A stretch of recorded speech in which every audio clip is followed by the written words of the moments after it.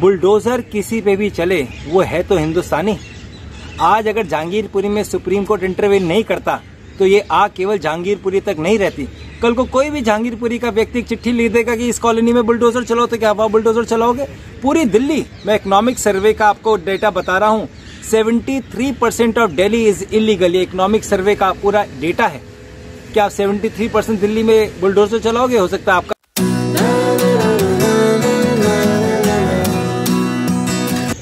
Abhishek ji, welcome to my channel.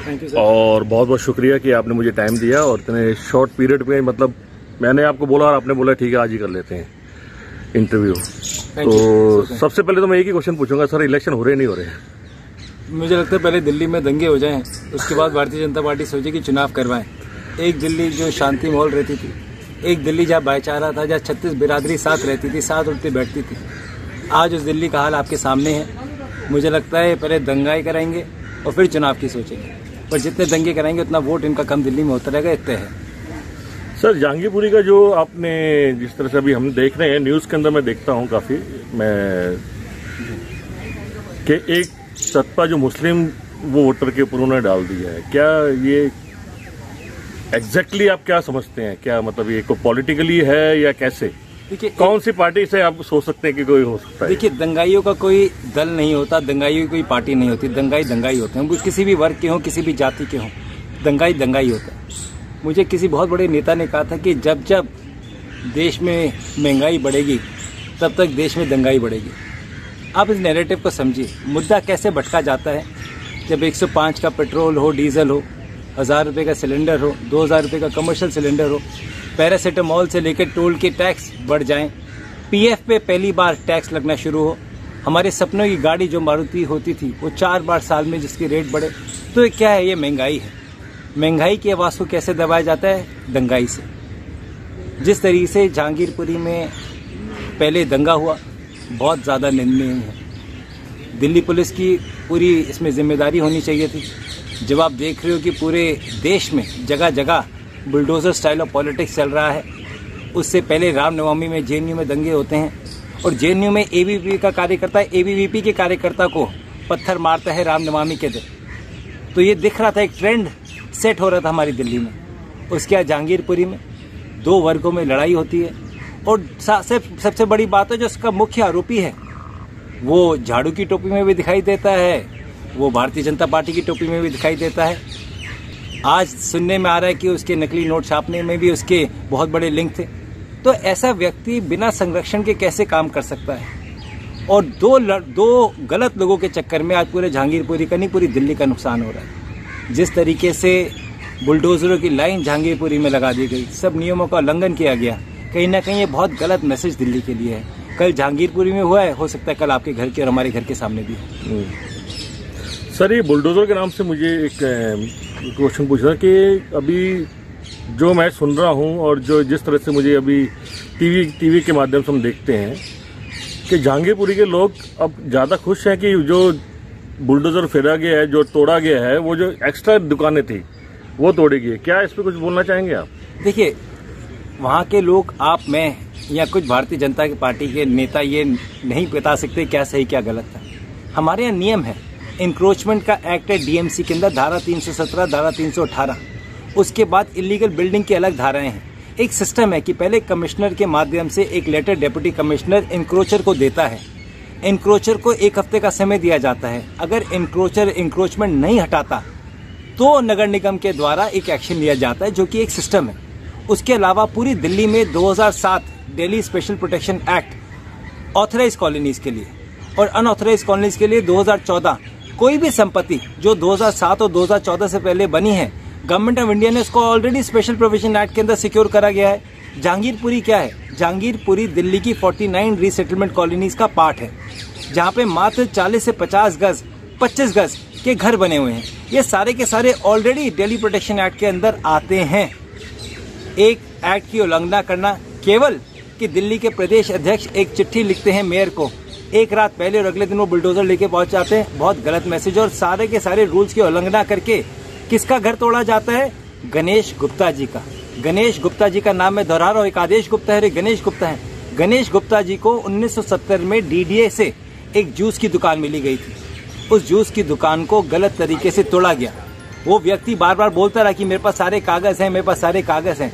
उसको side में धक्का देके रोका गया और उसके सामने जिस दुकान से उसका परिवार चलता था उसी दुकान को, गणेश गुप्ता जी की दुकान को तोड़ा गया। बहुत ज्यादा निंदनीय है। सर, ये बुलडोजर की जो प्रथा स्टार्ट हुई है यूपी से, मैंने देखा है कि यूपी से दिल्ली आ चुकी है, तो क्या और भी राज्यों में जाने की है? देखिए, मैं आपको एक चीज कहना चाहता हूँ। बुलडोजर का इंग्लिश में मीनिंग क्या है? किसी को दबाना, बुलडोज करना, किसी आवाज को दबाना। क्यों बुलडोजर चलेगा तो सुप्रीम कोर्ट को बंद कर दो। सुप्रीम कोर्ट, हाई कोर्ट और दिल्ली न्यायालय के बदले आप बुलडोजर खड़े कर दो। कोई भी व्यक्ति सरकार के अगेंस्ट क्वेश्चन उठाएगा तो आप वो बुलडोजर चलाओगे। और आपको बताना चाहता हूं मैं एक चीज, बुलडोजर किसी पे भी चले वो है तो हिंदुस्तानी। आज अगर जहांगीरपुरी में सुप्रीम कोर्ट इंटरवेन नहीं करता तो ये आग केवल जहांगीरपुरी तक नहीं रहती। कल को कोई भी जहांगीरपुरी का व्यक्ति चिट्ठी लिख देगा कि इस कॉलोनी में बुलडोजर चलाओ, तो क्या आप बुलडोजर चलाओगे? पूरी दिल्ली, मैं इकोनॉमिक सर्वे का आपको डेटा बता रहा हूं, 73% ऑफ दिल्ली इज इलीगल। ये इकोनॉमिक सर्वे का पूरा डेटा है। क्या आप 73% दिल्ली में बुलडोजर चलाओगे? हो सकता है आपका भी घर हो, मेरा भी घर हो। कल इंडिया टुडे में मैं डिबेट कर रहा था, आदेश गुप्ता जी के घर के सामने इंक्रोचमेंट है। क्या आदेश गुप्ता जी हिम्मत करेंगे अपने घर के सामने बुलडोजर चलाने की? तो केवल और केवल एक पॉलिटिकल मैसेज देने का ये काम कर रहे हैं और दिल्ली के अंदर पॉलिटिकल मैसेज कतई नहीं चलेगा। भारतीय जनता पार्टी के लीडर्स परेशान है, मुझे फोन करे कि हमारे आदेश गुप्ता जी से बहुत बड़ी गलती हो गई। वो जान रहे हैं कि बुलडोजर केवल जहांगीरपुरी पे नहीं रुकेगा, वो पूरी दिल्ली में चलेगा। और मैं दावे से कहना चाहता हूँ आपके टीवी चैनल के माध्यम से, क्या आदेश गुप्ता जी में हिम्मत है सैनिक फार्म के अंदर बुलडोजर चलाने की? उनके बड़े बड़े आका उनको फोन करके उनकी गद्दी बदल जाएगी। उनकी हिम्मत नहीं होगी सैनिक फार्म में घुसने की, मैं बताना चाहता हूँ। सर, एक क्वेश्चन और पूछना था मुझे कि आपने अभी जहांगीरपुरी का जैसे हम बात कर रहे हैं, सुप्रीम कोर्ट की जो उन्होंने आदेश दे दिया था, तुरंत वो कार्रवाई रोक दी गई थी और उसके अंदर कांग्रेस के ही नेता लोग थे और जो वकील थे जो पक्ष में करा था, तो उन्होंने एकदम से वो दे दिया। देखिए, क्लैरिफिकेशन बहुत जरूरी है। कांग्रेस के वकील नहीं, सिब्बल जी कांग्रेस पार्टी की तरफ से नहीं खड़े हुए। सिब्बल जी तो भारतीय जनता पार्टी के लिए कहीं केस लड़ते हैं, वो तो लालू प्रसाद यादव के लिए केस लड़ते हैं, वो तो आम आदमी पार्टी की, उनका प्रोफेशन है, केस लड़ना उनका प्रोफेशन है। परंतु वो कांग्रेस पार्टी की तरफ से नहीं खड़े हुए थे।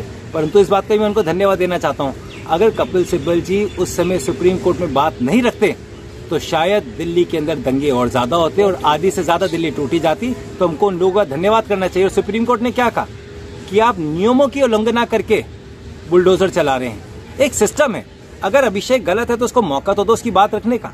ये थोड़ी कि अभिषेक गलत दिखता है तो उसके घर में बुलडोजर चला दोगे। आप मुझे मौका दो, मुझसे कागज मांगो, मैं कागज नहीं दिखा पाऊंगा तो बुलडोजर चलो, कौन मना कर रहा है? परंतु एक सिस्टम से चलो। एक मुद्दा और आजकल चल रहा है पिछले 2 दिन से, जो देख रहा हूं मैं, आपकी जो पार्टी है कांग्रेस, जो राजस्थान में है, वो 300 साल का मंदिर तोड़ दिया गया आपकी पार्टी के द्वारा। तो इस पर क्या बोलना चाहेंगे सर? कि ये थोड़ा सा वो कहना चाहिए कि भावना के ऊपर है हिंदुस्तान के जनता के लिए। पूरा चलाओगे इस व्याख्या को? बिल्कुल चलाएंगे सर, पक्का। तो भारतीय जनता पार्टी के लोगों को जरूर दिखाइएगा कि उनको आदत है व्हाट्सएप करने की। ये नोटिस है, थोड़ा पास, तो मैं पढ़ देता हूँ। हाँ, पढ़िए। किसका नाम है आप पढ़ दीजिएगा। सर आप पढ़िए, इसको मुझे दिखाई नहीं दे रहा है। ये है भारतीय जनता पार्टी के राजगढ़ के मंडल अध्यक्ष सत्येंद्र सैनी जी। राजगढ़ के अंदर भारतीय जनता पार्टी का नगर निगम है, उस नगर निगम के अध्यक्ष है जौहरीलाल मीना जी। 2017 में वसुंधरा राजे सिंधिया जी राजस्थान की मुख्यमंत्री थी। गौरव पथ के नाम से एक रोड वहां बनने जा रही थी, जिसके अंदर ये मंदिर, प्राचीन मंदिर आता था। उस समय उनके प्लान की वजह से इस मंदिर को हटाने की जो शुरुआत है 2017 में वसुंधरा राजे सिंधिया जी ने करी।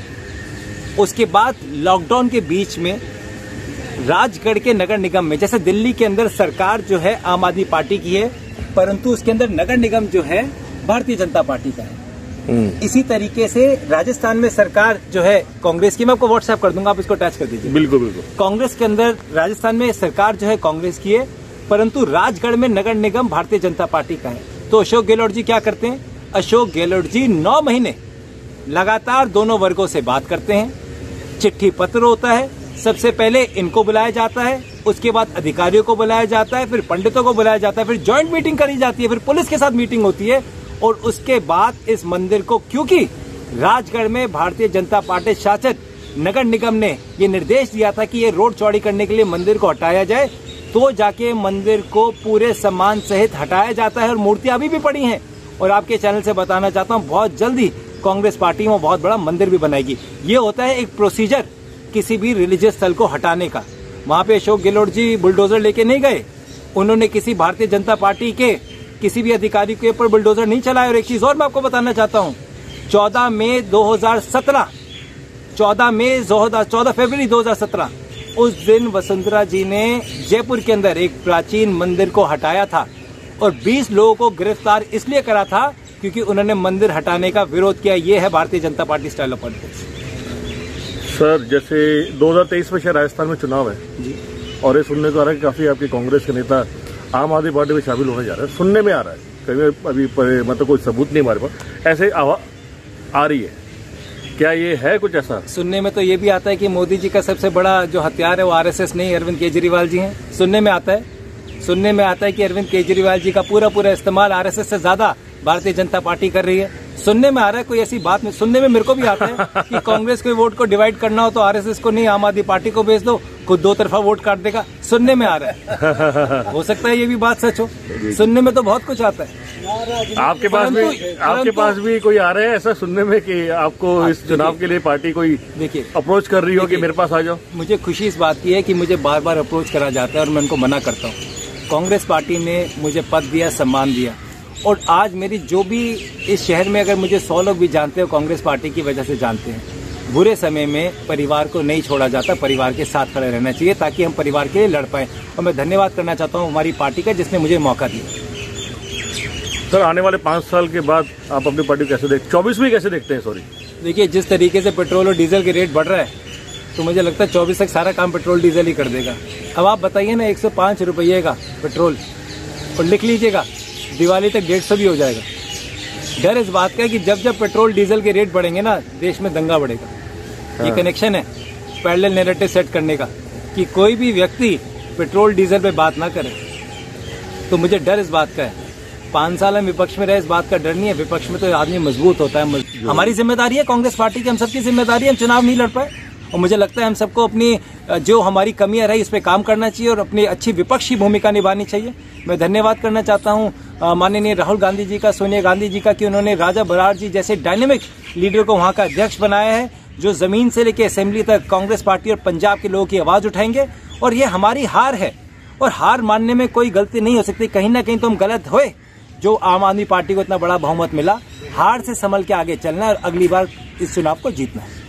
कैप्टन अमरिंदर जी का निकलना आपकी पार्टी के लिए काफी बड़ा डेंट नहीं था?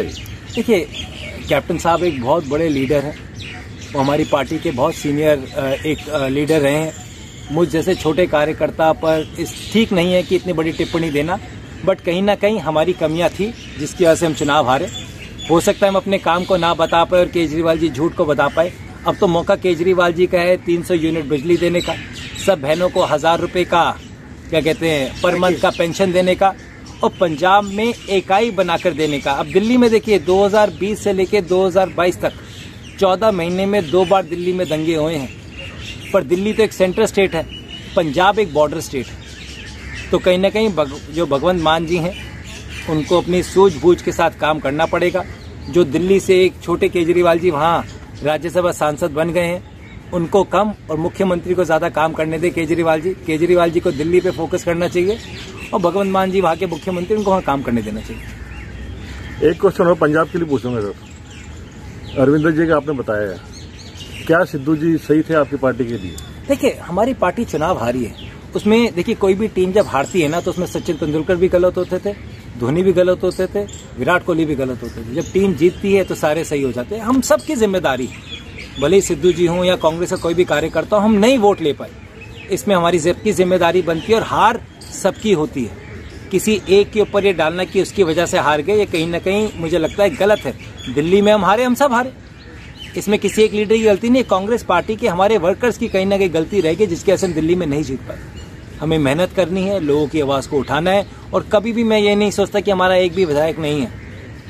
हमारे वर्कर्स हैं जिनके लिए हमें लड़ना है, हमारे यहाँ के लोग हैं जिनके लिए हमें लड़ना है। मुझे खुशी इस बात की है कि विपक्ष में रहने के बावजूद बिना किसी विधायक के हमने खुद अपनी कस्तूरबा नगर विधानसभा में महिलाओं के कहने पे, बुजुर्गों के कहने पे 5 शराब के ठेके बंद कराए जो केजरीवाल सरकार ने हमारे यहाँ गलत खोले थे।